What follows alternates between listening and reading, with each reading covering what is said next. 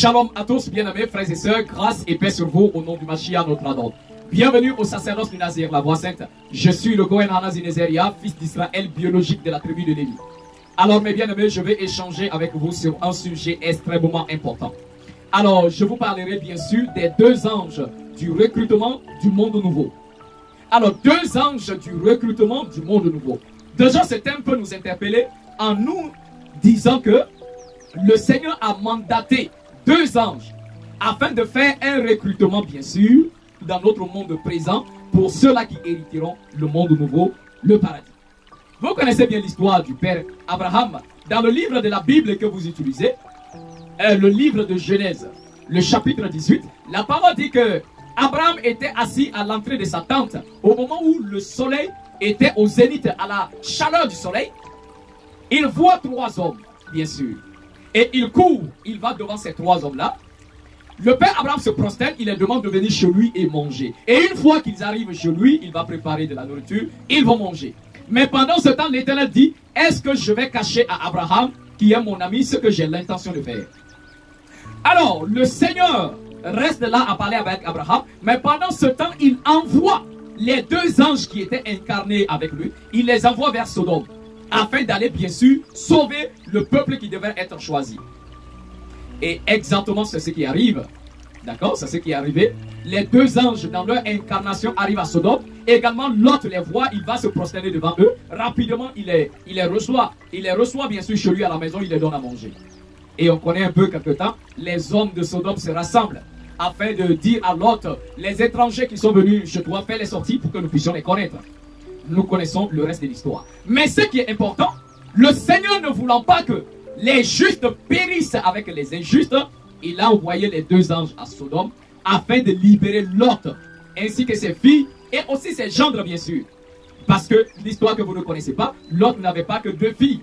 Lot avait beaucoup de filles et surtout les autres filles étaient mariées déjà. Mais seulement que Lot avait ses deux dernières filles qui étaient vierges. On se comprend? Et les filles de Lot qui étaient mariées, quand le père Lot a annoncé bien sûr à ses gendres l'événement qui arrivait, qu'il devrait quitter la ville, ils l'ont trouvé comme un plaisantin. Donc que ce soit ses gendres et ses filles mariées n'ont pas quitté Sodome. Seules les deux filles de Lot qui étaient encore vierges là, et avec leur mère, c'est eux qui sont sortis. C'est la raison pour laquelle d'ailleurs la femme de Lot s'est retournée pour voir. Elle ne s'est pas retournée pour voir les biens qu'on pouvait laisser là-bas. Non, elle s'est retournée parce qu'elle s'inquiétait pour ses filles qui sont restées derrière. Alors, vous voyez que les deux anges arrivent à sauver Lot ainsi que sa famille du désastre qui venait sur le monde. C'est la même chose. Tout comme l'Éternel dit dans la Torah, et d'ici il y a un prophète au milieu de vous. Ça sera en songe et en vision que je lui parlerai. On se comprend? Mais après que le Seigneur m'ait accordé cette grâce-là, que j'ai été pris jusqu'au 3e ciel où j'ai reçu la véritable parole, l'épée justicière, qui est véhiculée à travers nos messages, il y a aussi des visions et des révélations que nous recevons. Mais ces visions et ces révélations ne vont jamais à l'encontre des écrits. Ça, il faut être clair. Si quelqu'un se lève là, qu'il a eu des visions et des songes, et que sa vision est à l'encontre de ce qui est écrit, c'est un faux prophète. C'est un faux visionnaire. On se comprend? Donc, le Seigneur nous rappelle tout simplement tout ce qui est écrit. Il nous rappelle ces choses-là à travers les visions. Alors, dans la vision que j'ai eue aujourd'hui, qui va être le 1er mai, j'ai vu deux anges qui sont venus pour exercer le jugement sur terre et recruter bien sûr ceux des croyants qui étaient dignes d'entrer dans le monde nouveau. Alors, ils ont commencé à juger toute la terre. Oui, comprenez que l'Éternel est en procès contre les habitants de la terre. L'Éternel est en procès d'ailleurs contre vos soi-disant pasteurs, contre vos soi-disant guides religieux. La sentence de l'Éternel est prononcée non seulement contre le monde et contre surtout ceux que vous appelez chefs religieux. Et c'est dans ce contexte-là, bien sûr, oui, mais bien aimé, que le Christ avait demandé dans ses prédications aux hommes de se repentir parce que le royaume des cieux est proche. Alors, l'avènement du royaume de l'Éternel sur terre et le jugement que le Seigneur doit exercer sur la terre est toujours quelque chose qui nous a été prédit depuis Jean-Baptiste jusqu'au Christ, jusqu'aux apôtres. Mais comme je l'ai toujours dit, on n'a jamais prêché aux chrétiens l'évangile que le Christ a apporté. Mais premièrement, laissez-moi vous dire un passage dans le livre de Matthieu, la Bible chrétienne. Matthieu, le chapitre 3 déjà, à partir du verset 1. Il est écrit en ce jour-là parut Jean-Baptiste, prêchant dans le désert de Judée.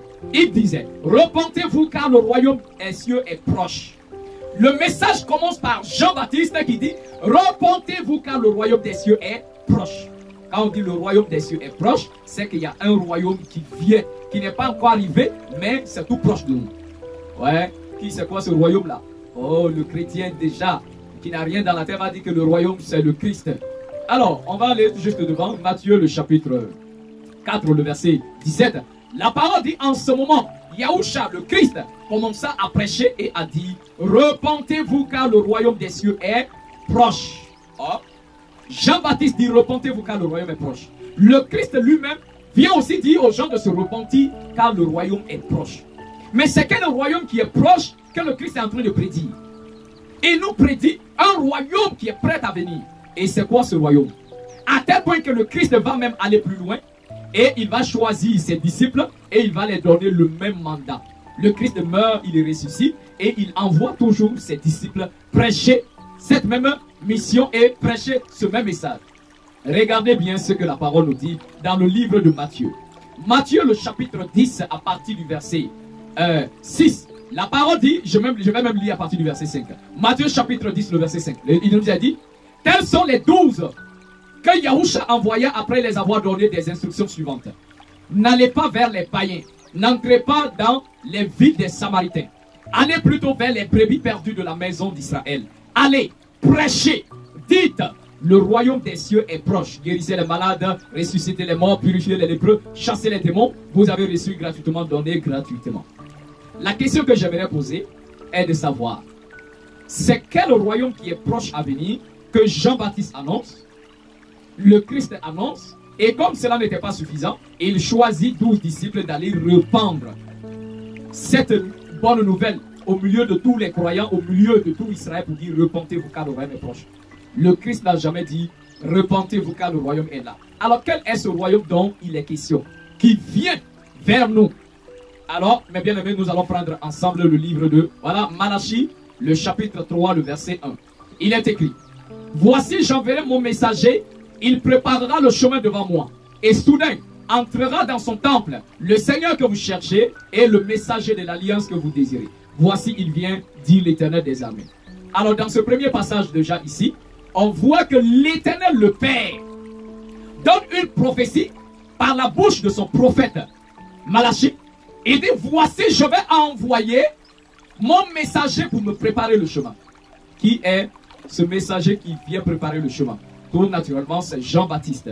Jean-Baptiste dit, une voix crie dans le désert, préparez le chemin du Seigneur, aplanissez ses sentiers. Jean-Baptiste vient préparer le chemin du Seigneur. Et le verset 1 dit toujours, et soudain entrera, bien sûr, dans son temple le Seigneur que vous cherchez, le messager de l'alliance que vous désirez. Qui est ce messager de l'alliance? C'est le Christ.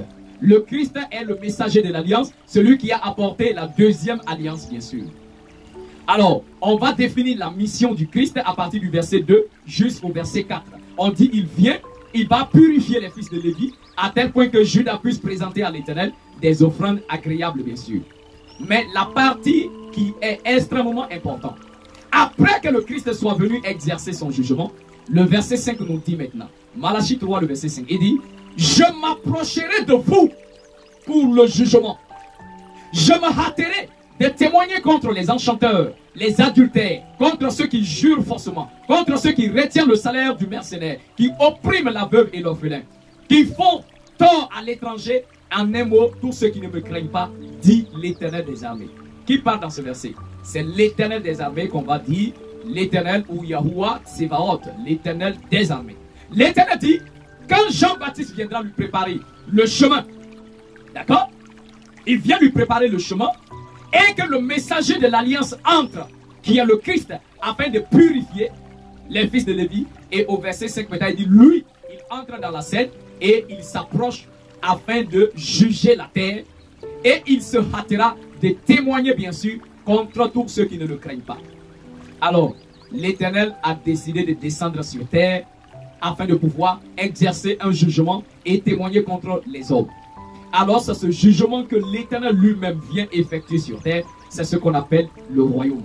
Voilà pourquoi le Christ dit, et Jean-Baptiste dit, les apôtres disent, repentez-vous car le royaume des cieux est proche.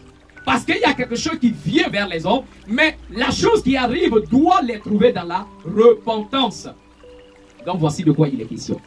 Oui, mes bien-aimés, il faut comprendre cette notion que l'Éternel est en procès, est en jugement contre les hommes. Contre, bien sûr, tous ceux qui ont abandonné sa voie.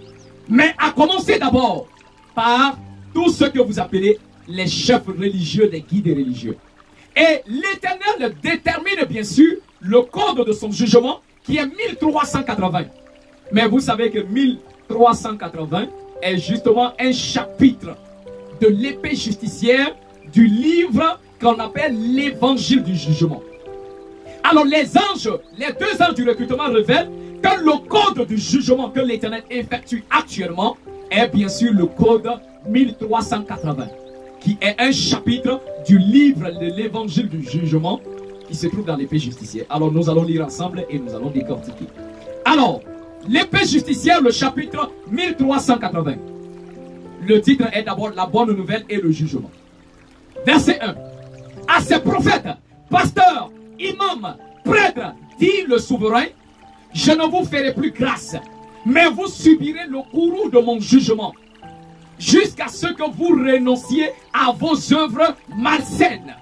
Que celui qui va mourir meure, que celui qui va périr périsse, que ceux qui restent se dévorent la chair les unes les autres. Je m'arrête là d'abord.